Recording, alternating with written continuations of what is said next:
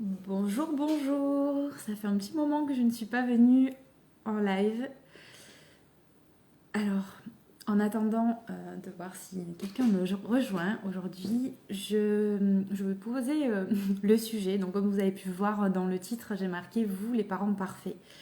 Aujourd'hui, je répondais à une personne qui partageait sur le fait de faire des gros yeux en fait aux enfants. Qu'on pouvait donc être dans une base d'éducation bienveillante et que parfois il n'y a pas d'autre choix et qu'il faut faire les gros yeux, isoler l'enfant, hausser le ton et donc ce que certains professionnels effectivement conseillent.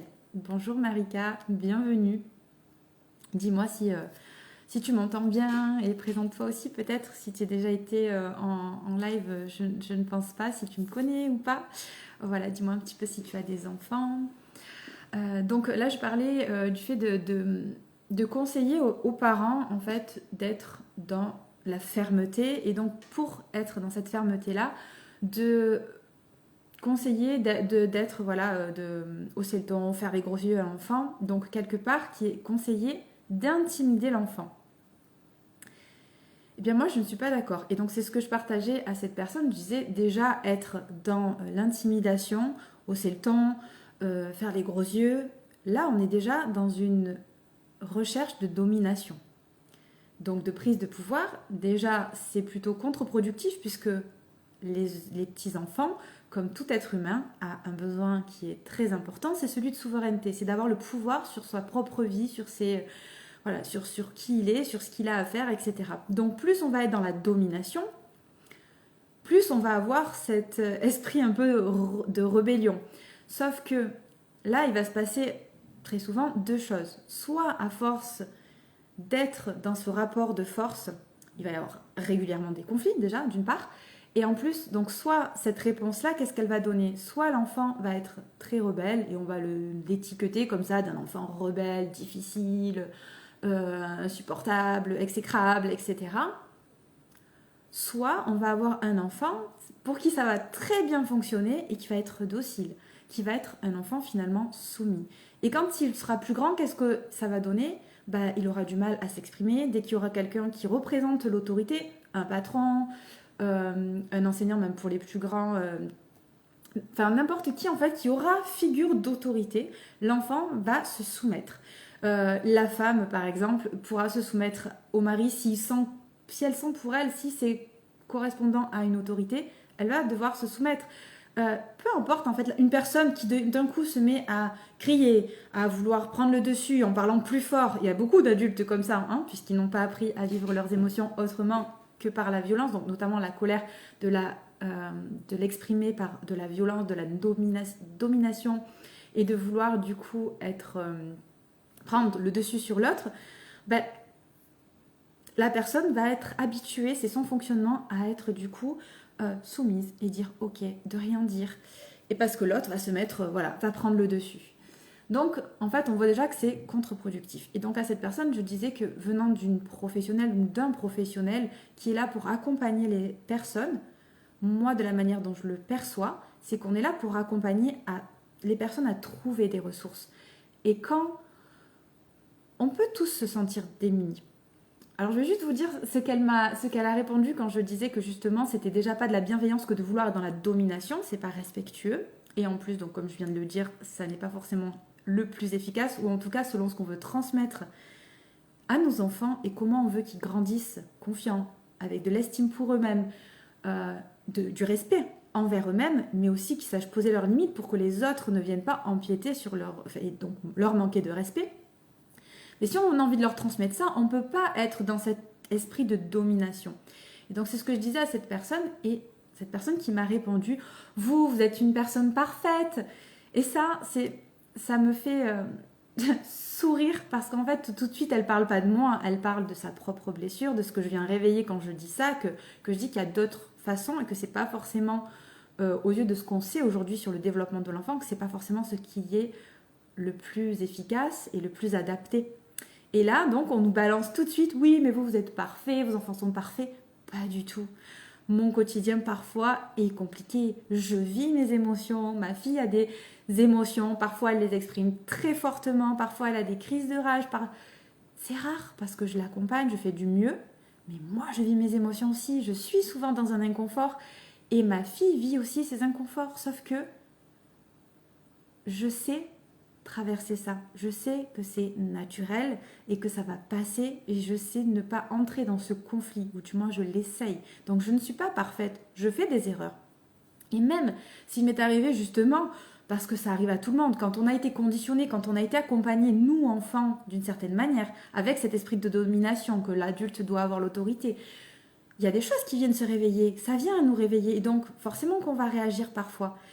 On est humain, je suis humaine, donc je rappelle, non, je ne suis pas parfaite, je suis aussi humaine, mais par contre pour moi ce n'est pas un schéma que j'ai envie d'ancrer. Donc si pour moi je considère avoir mal agi, mal, je mets des guillemets parce que j'aime pas trop non plus ce terme, pour moi c'est plus adapté ou inadapté par rapport à mes valeurs, eh bien je vais aller le dire à ma fille. Je suis désolée, là j'ai agi comme ça, c'est pas vraiment comme ça que j'aurais aimé réagir. Je répare. Et je lui apprends que ce n'était pas forcément la meilleure façon d'agir, mais justement que j'ai droit à l'erreur comme tout le monde et que je viens juste réparer. Je lui exprime mes sentiments par rapport à ça, j'accueille aussi les siens. Ce qui donne quoi? Ce qui donne que si je vais lui parler d'une certaine manière un peu agacée ou justement si je vais hausser le ton, donc ça m'arrive, ma fille, qu'est-ce qu'elle me dit? Maman, je n'aime pas quand tu me parles comme ça. Et là, moi je redescends et je dis, tu as raison et personne n'a le droit de te parler comme ça, je suis désolée. Mais là, et je lui exprime, voilà, il se passe ça, je me sens comme ça, est-ce qu'on pourrait trouver une solution ensemble? Tout simplement. Et pour moi, ce n'est pas dire il faut être parfait, ce n'est pas pour culpabiliser, mais par contre, on fait tous, donc je l'ai dit, des erreurs. Mais en tant que professionnel, on n'est pas là pour dire oui, oui, faites comme ça a toujours fonctionné, hein, prenez le dessus sur vos enfants, punissez-les, humiliez-les, dominez-les. Non. Notre rôle est d'apporter des ressources aux personnes pour qu'elles guérissent leurs blessures, pour qu'elles fassent des régulations émotionnelles si elles en ont besoin, pour qu'elles sachent vivre leurs émotions, pour qu'elles sachent accueillir celles de leurs enfants, qu'elles arrivent à réguler leur stress, celui des enfants aussi, donc même pour les professionnels de la petite enfance d'ailleurs. Mais c'est notre rôle, donner des outils. Les personnes, c'est pas parce qu'on se sent démunis, ça m'arrive de me sentir démunie parfois selon des situations. Je suis là, je sais pas quoi faire.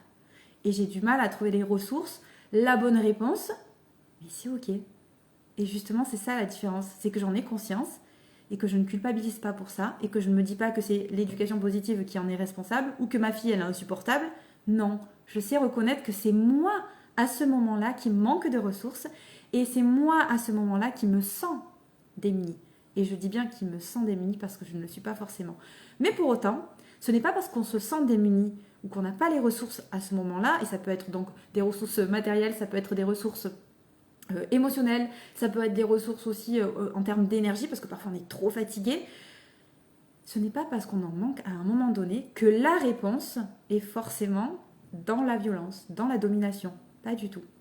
La réponse, elle est toujours dans l'amour, dans le respect de l'autre.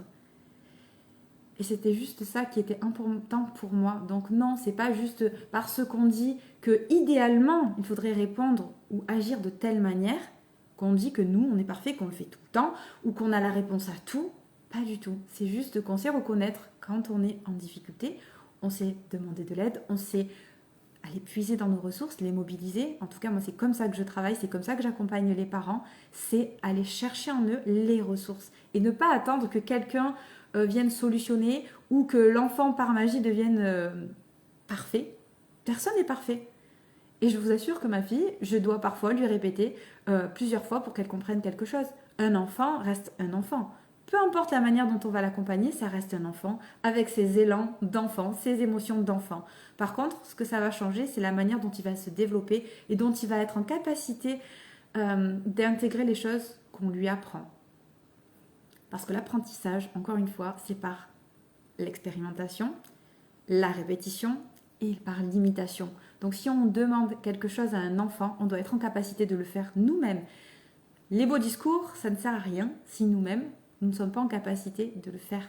Je ne peux pas apprendre et exiger de mon enfant qu'il vive ses émotions pas trop bruyamment ou qui respecte ceci, la voisine, les copains, ou moi, si moi-même je ne le respecte pas, je ne peux pas lui demander qu'il ne tape pas ses copains si moi-même je le tape, je ne peux pas lui demander qu'il n'ignore pas son copain quand il est là parce qu'il n'a pas envie d'être avec lui, si moi-même je l'ignore, je le mets quelque part s'il me dérange.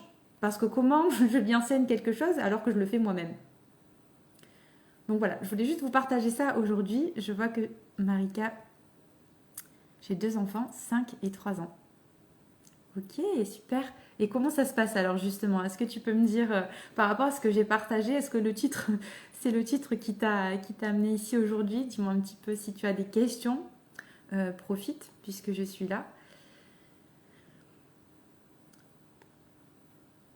En attendant de voir si tu me réponds. Voilà, j'espère que ce petit retour, je suis d'accord avec toi. Ok.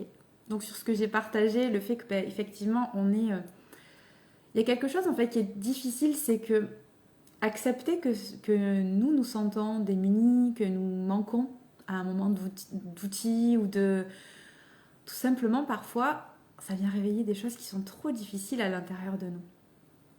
Et accepter ça, c'est plus inconfortable, comme je vous disais ce matin en story, que de dire c'est la faute de mon enfant, il ne me fait pas dormir, le travail, enfin toujours trouver en fait une excuse extérieure, parce que reconnaître que c'est juste nous, à ce moment-là, qui manquons de quelque chose, ou qui avons besoin, plus précisément, parce qu'on ne manque pas vraiment de quelque chose, mais c'est juste qu'on a besoin de combler voilà, un besoin à satisfaire en fait. C'est juste de reconnaître ça. Mais ça, c'est inconfortable. Parce que ça fait partie de cette notion d'acceptation. On nous demande tellement d'être parfait, et ça dès la petite enfance, d'être parfait, de bien nous comporter, d'être bien, d'être socialement acceptable, que du coup, dès qu'on voit des parts d'ombre en nous, des parts qu'on n'aime pas trop, dont on n'est pas fier, on ne veut pas les voir, on ne veut pas les accepter, donc on les cache. Et tant qu'on les cache, tant qu'on ne veut pas aller les voir en face, eh bien, on va avoir des situations justement qui vont se représenter encore et encore et encore. Là, cette maman, par exemple, disait oui, nous, on a des vrais enfants. Alors, c'est pas parce qu'on partage, je disais, cette éducation-là, qu'on a des enfants qui sont parfaits. Hein, je le répète, ce sont des enfants comme tous les autres enfants qui ont besoin de bouger, qui ont besoin de s'exprimer. C'est juste qu'on accueille ça d'une autre manière, qu'on laisse l'enfant s'exprimer. Il a le droit de s'exprimer. Et répéter à un enfant ne saute pas sur le canapé, va te coucher. S'il est en train de sauter sur le canapé plutôt que d'aller se coucher, c'est pas lui qui est insupportable, c'est pas lui qui a un problème, et c'est pas parce qu'on va hausser le ton. Ah oui, ça va fonctionner parce qu'il va être sidéré. À un moment donné, il va se dire je suis en stress là, je suis en état de stress, qu'est-ce qui va se passer? Maman, elle n'est pas contente. Voilà, par ma faute, elle se sent mal, ce que se dit l'enfant. Du coup, oui, il va aller faire peut-être ce qu'on lui dit. Mais au final, on n'a pas répondu à son besoin.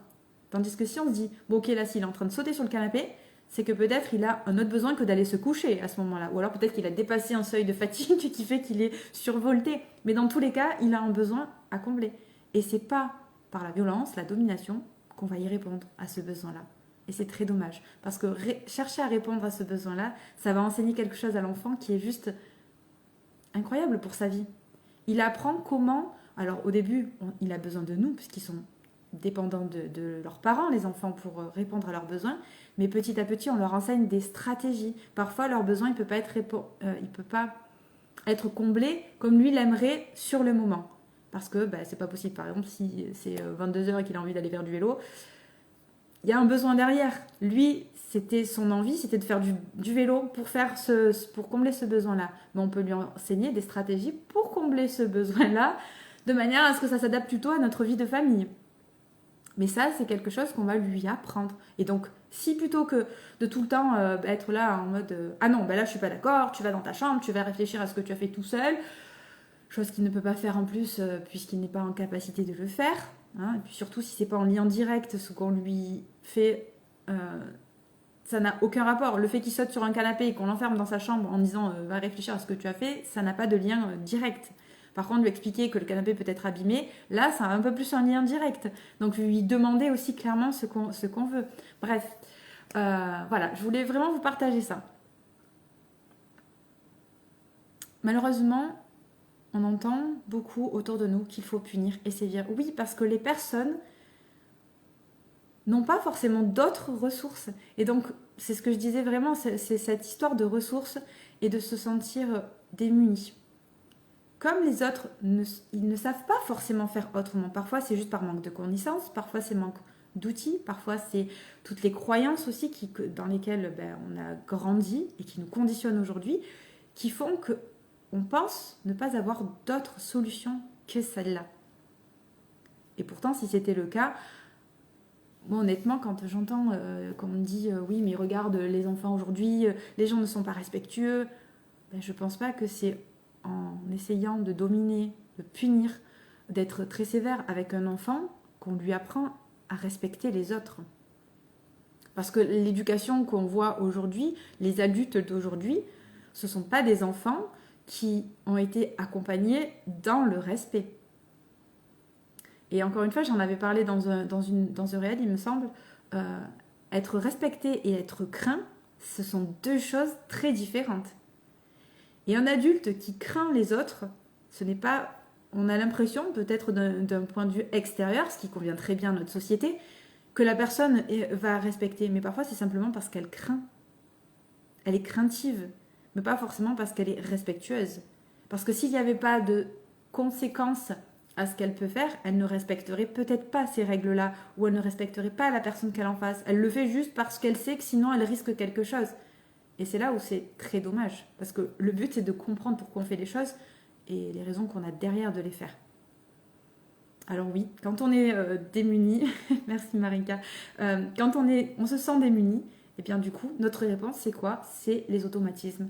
Quand nos blessures sont réveillées, quand nous sommes dans un état émotionnel en perturbation, en fait, qu'est-ce qui nous reste? Les automatismes, parce que c'est plus notre cerveau qui va réfléchir de manière lucide, mais c'est juste nos automatismes, les choses qu'on a vécues déjà, qu'on connaît très très bien et qu'on n'a pas besoin de réfléchir pour les faire. Pouf, on le fait, ça sort, c'est automatique. Comme quand on va se brosser les dents le matin ou quand on va faire son pipi dès le lever, on n'y pense pas, on le fait parce que c'est automatique.